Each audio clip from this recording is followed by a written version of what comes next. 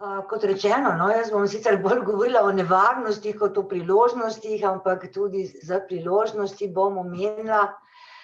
Začela bi s tole zelo preprosto sliko, ki kaže Slovenijo oziroma temperature naše od leta 61 naprej. Seveda žalostno je, da leta 2020 moramo takele stvari posebej poudarjati, ampak že prej je bilo omenjeno, da imamo seveda probleme v politiki, ki podnebne spremembe celo v enem segmentu zanika, ampak verjemite si, Slovenija se greje letošnje leto, ki seveda še ni končano, ampak že zdaj vidimo, da bo tudi leto 2020 pretoplo leto.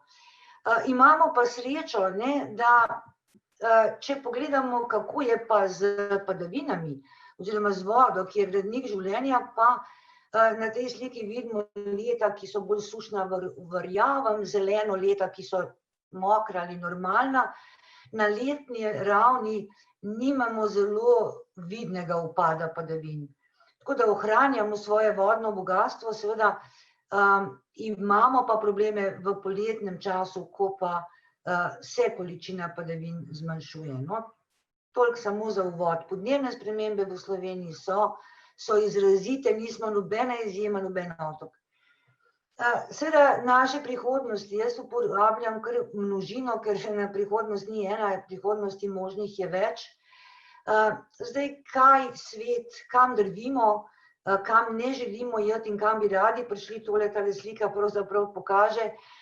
Sivo območje je območje, kjer seveda se ne bi kaj dosti spremenilo. Območje izpustov, ki pomenijo posel kot običajno in ki vodijo v ogrevanje planeta daleč nad 4 stopinje lahko, kar pomeni nek drug planet. Seveda, kaj si želimo? Prihodnost, ki si jo želimo, je, da bi svet odreagiral zdaj, to desetletje. To se pravi, ključno desetletje za reakcijo je leto 2020 do 2030. To vas tudi opozarjam, ker danes bo bolj govora verjetno o prilagajanju, ampak mi imamo naslednjih 10 let časa, da za polovico zmanjšamo emisije. Če zamudimo naslednjih 10 let, smo zamudili vse. To je zdaj Pariški sporazum oziroma še bolj omejene emisije, ki jih vidimo tukaj v zelenem oziroma rumenem. Seveda, kje pa smo ta hip? Kaj pa so politike pripravljene narediti? Žal ne dovolj. Nikakor trenutna svetovna politika ni usmerjena pod 2 stopinji, ampak je usmerjena k dvigu 3 in celo lahko nekoliko več globalno, kar recimo za Slovenijo pomeni 4,5. Neka druga Slovenija.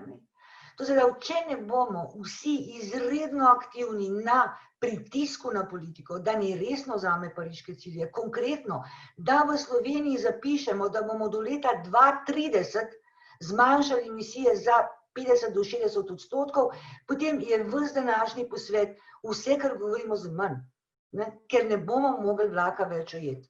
Tako da naloga vsakega, pa ne bo krajinski arhitekt, občinski uslužbenec, intelektualec, profesor ali mlad človek, je, da začnemo takoj. Če ne, je zadeva več ali manj izgubljena. To morda ne poudarjam res.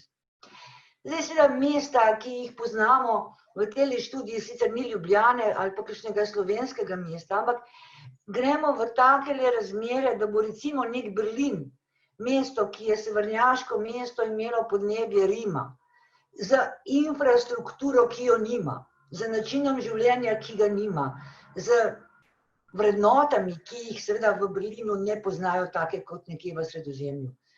Madrid bo mesto puščave, ki ga lahko po današnji logiki umestimo kar tam nekam v recimo Severno Afriko. Helsinki bojo nekaj podobnega, kot je danes Beograd in podobno. Ali so mesta pripravljena na to? Niso. Tudi Ljubljana si drznem reči, da ni.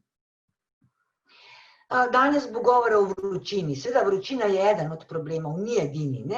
Tukaj le vidimo projekcije, ki kažejo seveda, da bo ta vročinski val oziroma vročinski valovi, ki so mimogrede še posebno usodni takrat, ko se tudi po noči ne shladi.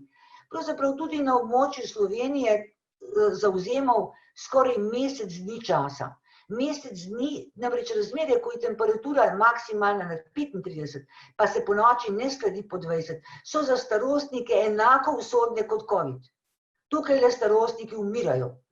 Seveda, ne napišemo vročinski val na mrliški list, napiše se, ne vem, odpoved srca ali kaj podobnega, ampak v letu 2003 je Slovenija 300 ljudi skoraj izgubila v mesecu avgustu, ne, več kot običajno. Tako da tukaj ni dvoma, kaj nas čaka. Konkretno vročinski valovi v Ljubljani, ne, če pogledamo, vem, da se skala časovna ne vidi, ampak tale slika, ne, moja se začne tukaj le gor na začetku leta 61. Ne, ko so se vročinski valovi pojavljali mogoče malo v avgustu, pa kakšne par dni v juliju, zdaj, ko gremo v času naprej, ne, tukaj smo zdaj v današnjem obdobju, so vročinski valovi stalnica, ne, in tu v Ljubljani, ki niti ni neko veliko betonsko mesto, ne, za cel svet je to zelo jasen indic, da moramo mesta oblikovati in načrtovati drugače.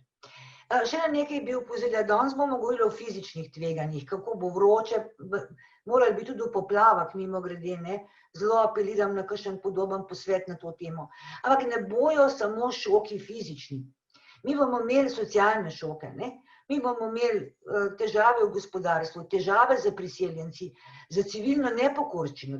Že danes imamo, ne, zaradi drugih razlogov in ne znamo to speljati tako, kot bi se spodobili. Mi imamo ekonomske težave, ne, bo šlo za davščine, bo resne ukrepe ekonomske treba uvesti za blaženje, ne. In bomo imeli politične težave. Seveda v mestih se ti problemi koncentrirajo, ker bomo vse naenkrat dobili. Na podeželju mogoče bo fizično bolj opazno, v mestih se težave koncentrirajo. Čeprav ste tukaj večinoma planerji prostorski, ne zatiskati si oči pred socialnimi, ekonomskimi in političnimi problemi, ki sledijo. Blaženje in prilagajanje morate iti z roko v roki. Danes v razumem bo več o prilagajanju, ampak blaženje, kot sem prej rekla, je nujno. In iščimo sinergistične ukrepe, ki so oboje hkrati. Ne, renovacija stavbnega fonda je zanesljivo, blaženje in prilagajanje hkrati in seveda ne nazadnje še nova delovna mesta lahko dobimo. Opozarjam pa, da seveda prihaja ali pa bo prihajalo pri tem tudi do slabih rešitev, ne? Ki morda bojo v prid prilagajanju, ampak bojo pa šle v kontrasmer blaženja. In tukaj posebej na to opozarjam. Konkretno, ne, kadarkoli rešujemo problem vročih mest z klimatskimi napravami, naredimo pač na eni strani pa škodo. Ali pa recimo izdelava tehničnega snega, pa ne mislim v mestih, ampak slej ko prej bojo pogruntali, da snega ni dovolj. To so netrajnostne, napačne rešitve, ne, ki samo za hip situacijo rešujejo, v resnici pa poslabšajo na dolgi rok ali celo ustvarjajo nove ranljivnosti. Tako da, ko iščemo rešitve pri prilagajanju, morajo absolutno biti to rešitve tudi za blaženje. To se pravi, dokazati, da zmanjšajo izpuste, ne pa, da jih povečujejo.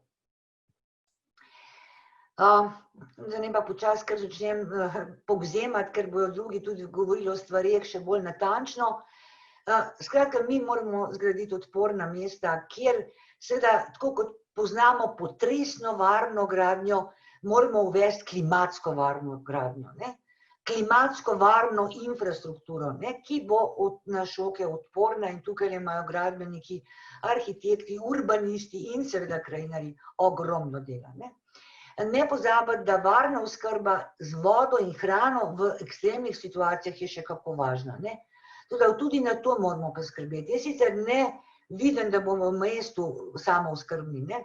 Mesta imajo preveč onesnažena tla, da bi gojili tukaj neko zelenjavo, ampak moramo biti pa dobro povezani z podeželjem in zagotavljati alternativne poti, kako voda in hrana prideta v mesto. In seveda ne pozabiti na javne sisteme, ki morajo v času podnebnih sprememb še toliko bolj funkcionirati. Podnebne spremembe so COVID x2, ko bojo prišle. Skratka, moramo imeti telekomunikacijo, šolstvo, zdravstvo, službe za reševanje, ne samo, da delujejo, ampak tudi ukrepljene glede na danes. In seveda so tudi priložnosti, ne? Ne bom rekla, da jih ni. Seveda, glavna priložnost, ki jaz vidim, ki nam jo podnebne spremembe lahko dajo, je predvsem odpravljanje preteklih napak. Mi smo jih naredili ogromno v urbanizmu, v gradbeništvu, v komunalnih rešitvah. v prometu, ne, v pomanjkanju kolesarskih stez in še. In če te napake odpravljamo, smo s tem naredili veliko, ne, in seveda odpravljati napake tako, da bo čim bolj sinergistično. In pa seveda ne bo šlo tako, kot je bilo do zdaj, ne.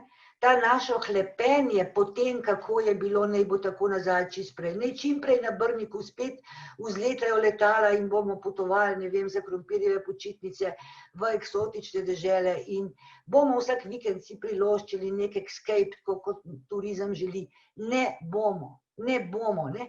To, kar potrebujemo, je bolj trajnostni življenjski slog, kjer je pojem užitka, kjer je pojem uspeha, kjer je pojem imeti se fajn, nekaj drugega kot danes. Tukaj je izziv za družboslovce, ki so z nami, ne, za filozofe, za komunikologe, kako pravzaprav ta bolj trajnostni življenjski slog nematerialne rasti, ampak duhovne rasti, rasti kulture, rasti športa, rasti, ne vem, če želite, razcveta vseh nematerialnih zadev, kako to pravzaprav mladim in nam kot rešitev, pomembno rešitev promovirati, ne. Tako da jaz bi tukaj nehala, veselim se naslednjih referatov, ki bojo mogoče bolj konkretne rešitve dali, kot sem jih pa jaz. Hvala.